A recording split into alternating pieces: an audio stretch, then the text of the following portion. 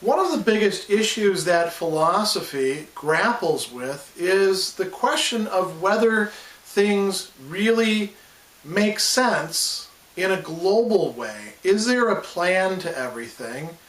Is there a kind of justice or goodness or well-designedness that pervades the universe, or is it just random or perhaps badly put together or even unfair, going against some sort of cosmic goodness? This is the question of providence. We can put it this way: how is the world actually ordered or governed? And that leads us to the deeper question: is it even governed in the first place, or is it just things going on the way that they do?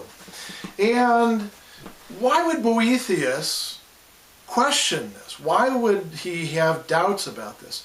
Well, the same reason that many other people who at one time will say, yeah, I think there's a divine plan, I think that things have a certain order, the universe has its own way of rewarding good and punishing evil. And then when they're on the bad end of the stick and bad people are getting away with things and they, who are good people, suffer, and they see bad people allowed to make them suffer, they say, what is going on here? I thought that things were actually set up so that the good would get rewarded and the bad would get punished. Why am I suffering as a result? And then that raises the bigger question, and we can ask this not only about ourselves, but about all sorts of other people's cases in history or imaginary cases. We can say, what is going on with this? If there really is a God, if there really is some sort of cosmic center of being, if there's something that's all good or is the good, then what's with all of this craziness and evil that takes place? That's a big question.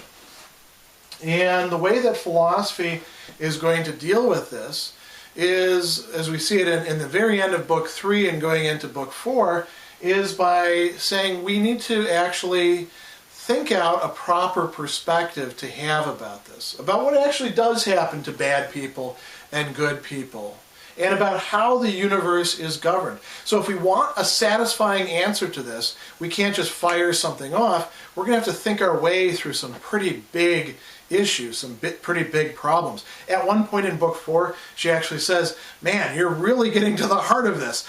There's a bunch of other problems that people tend to bring up with this sort of thing, and those are deep problems, but now you're bringing up one of the deepest problems. So let's look at the way that philosophy tells Boethius things really work out. We have God, and God is the good, that which is most good, the supreme good. God is also self-sufficient. God doesn't need anything else in order to create. This is a very transcendent conception of God that we get primarily through monotheism. God is omnipotent. God can do anything that God decides to do. As a matter of fact, by the time that God decides, it's already done. There's no gap in between conception and execution the way that there is for human beings. There's no deliberation saying, this way or this way. It happens. And God is a complete unity beyond the unities that we even think of. So much that God unifies other things. And there's a passage at the very end of Book 3, which I think is very apt for sort of revealing Boethius' position on this. He says, is this world ruled by God? It must be ruled by God, because if it wasn't, then it would fall apart. Why would it fall apart? Because all the things within it that we observe wouldn't fit with each other.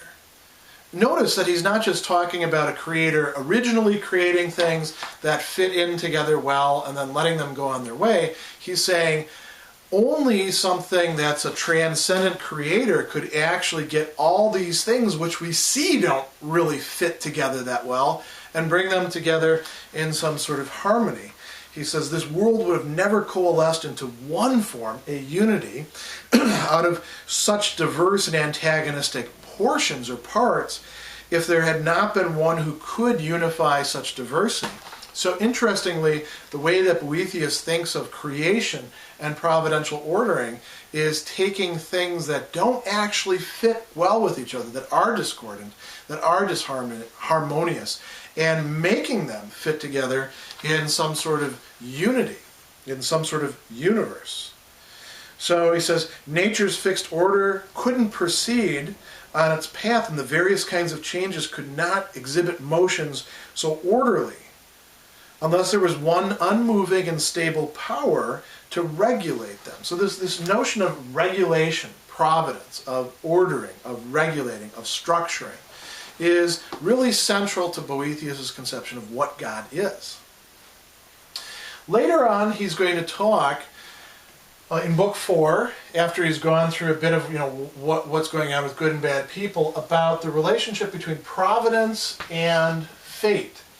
And he tells us that providence is eternal. It's the divine reason. It really is what God is. God is not something separate from God's plan for things. It's the divine mind. So that's in eternity. What we experience is fate, a universe in which things happen the way that they're supposed to happen because they're all ordered by this divine plan.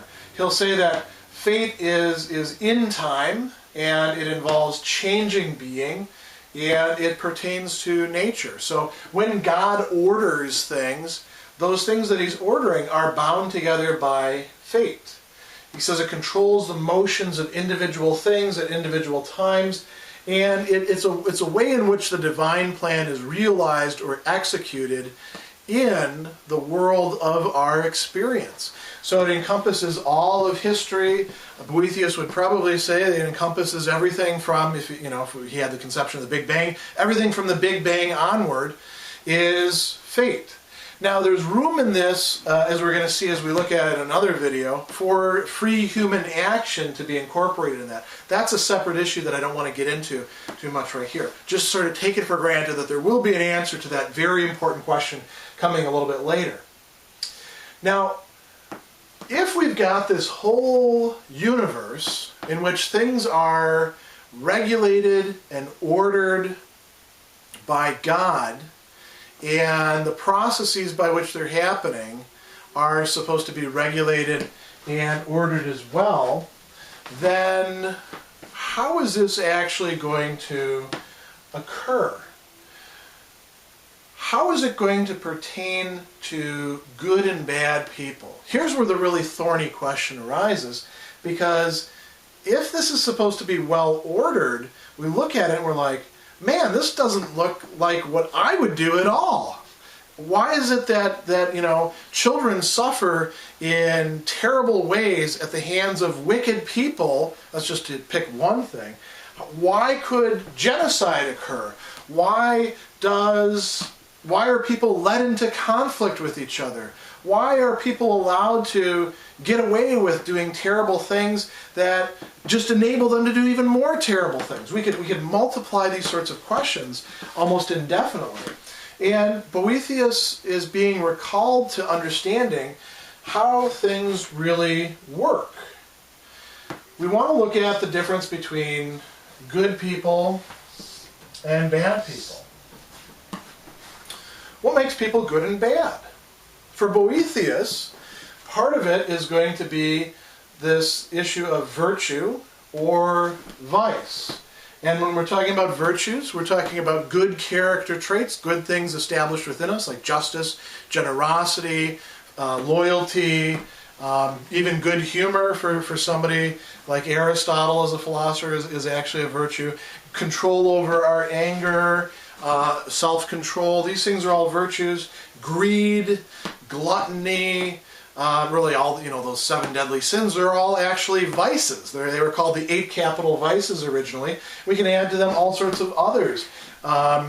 Being vain, being stingy, being spendthrift. All of these are vices. All of these are bad ways to be. Cowardice is an example of a vice. So good people possess virtue.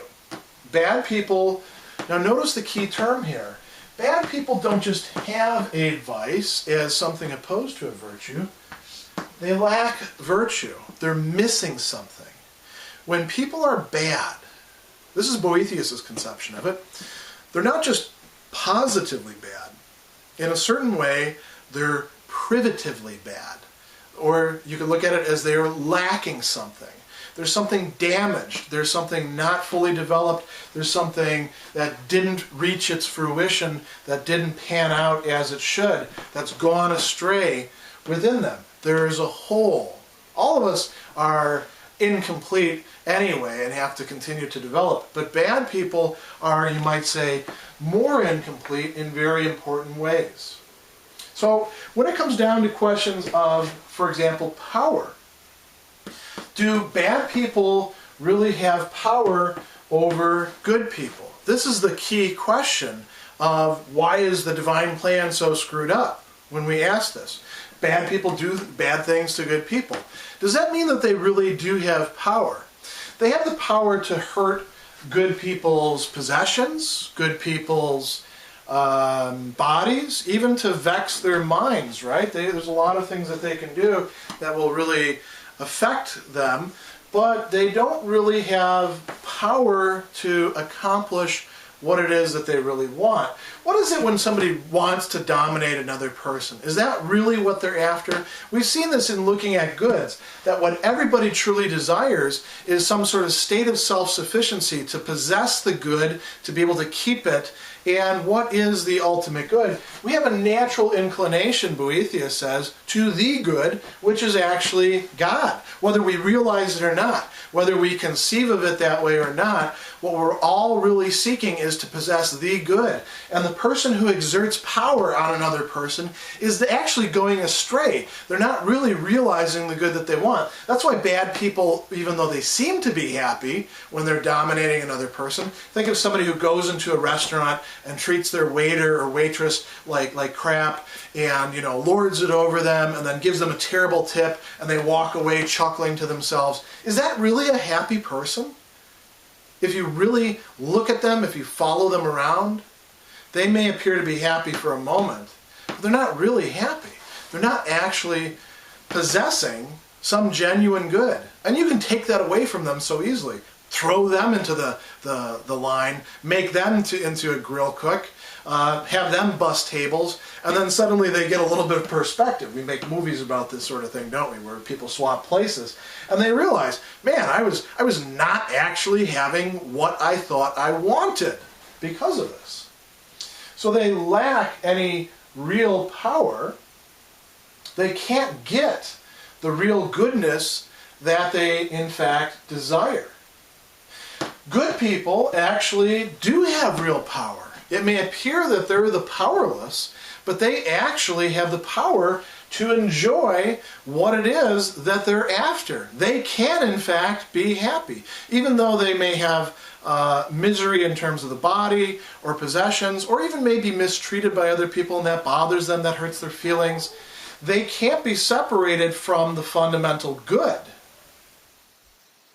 It's actually going to be the possession of the virtues, not just the possession of them, because one doesn't just simply have generosity, but the exercise of the virtues, exercise of justice, exercise of wisdom, exercise of courage, that is going to have the good people becoming closer and closer and closer to God.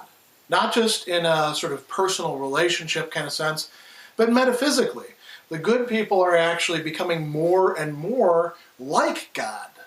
This is the notion of theosis that we talked about before. Through the exercise of the virtues, through the development of the virtues, we are able to realize the good that we were made for. So you could say that the good people are actually aligning themselves not only with our natural inclination, but what it is to be a human being. They truly exist. They have human being.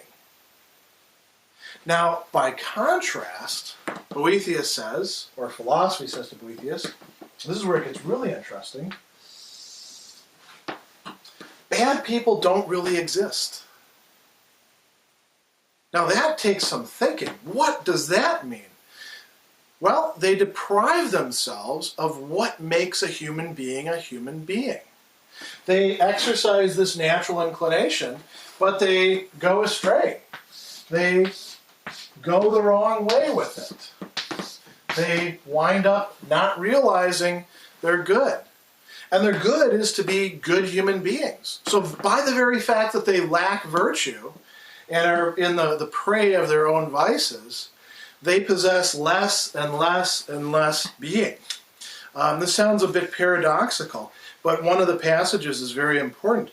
Philosophy says some may actually think it's strange to say that evil people, the wicked people, are lacking in existence, do not exist. But that is how it is. What does that mean? She's saying, I'm not trying to deny their wickedness, their evil, their badness. That has being. But what I deny is that their existence is absolute and complete existence. In a certain way, they're lacking what it is to be the kind of thing that they are. They're shadows, they're empty shells of beings. You could think of it in terms of descending to animality. You could think of it in terms of being, deprived of what it is that a human being ought to have. There's lots of different ways to think about this, but the key idea is that bad people lack being. She goes on and she says, just as you might call a corpse a dead person, but you can't simply call it a person because it's lacking life, so I would agree that the wicked are wicked, but they don't have unqualified existence. A thing exists when it keeps its proper place and preserves its own nature. Anything that departs from this ceases to exist because its existence depends on the preservation of its nature. So by acting in such a way as to undo their very humanity, their very human nature, they become less and less and less. Not just less and less human, they actually possess less and less being. So they are further and further away from God. And here's where we get to this notion of penalty and reward. Very important question.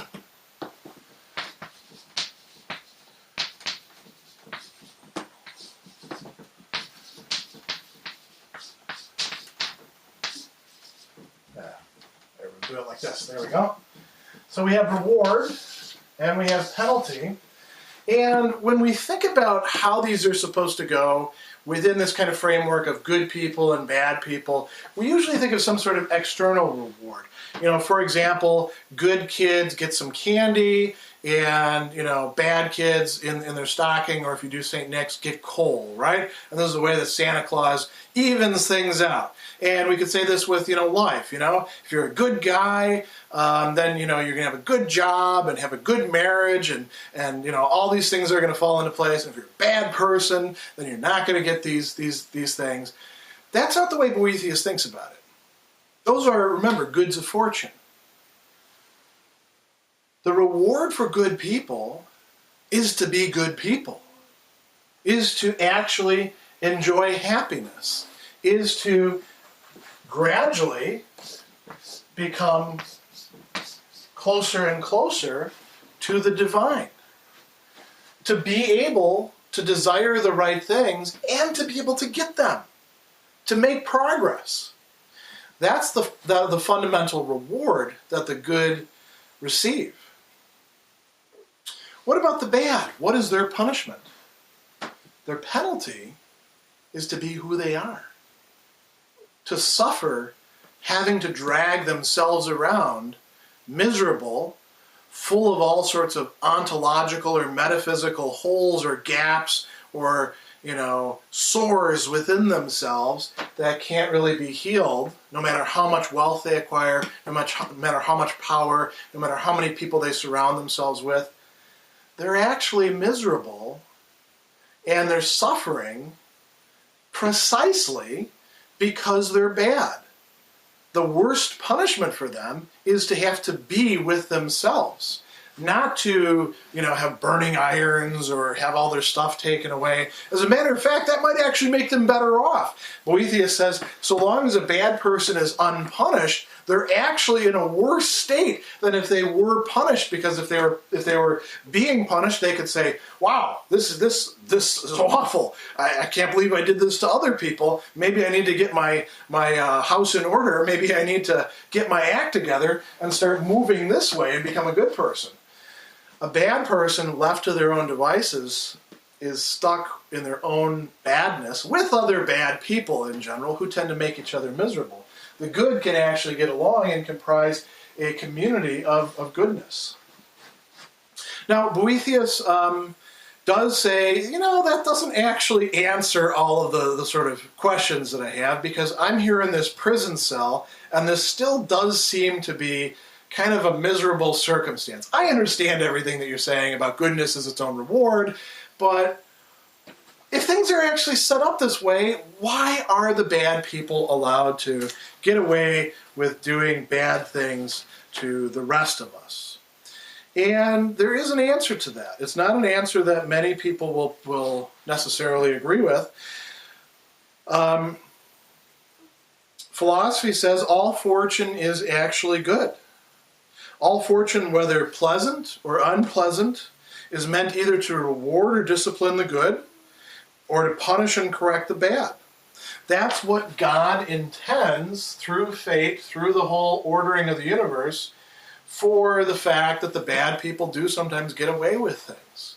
When somebody bad hurts me, I can look at it as, that bad person, that somebody should make them suffer. But really what I ought to be looking at is, this is a chance for me to exercise my virtues and not let it get to me, and thereby become more like God and enjoy that state. It sounds kind of hard to do from a prison cell. I understand that. But this is what philosophy is actually putting forward. It's a very interesting idea that by being good, one actually moves closer towards what is more real. By being bad, one deprives oneself of the very reality that is comprised within human nature. So that we bear an incredible responsibility. This does help to put things in perspective. This does provide a sort of consolation for Boethius.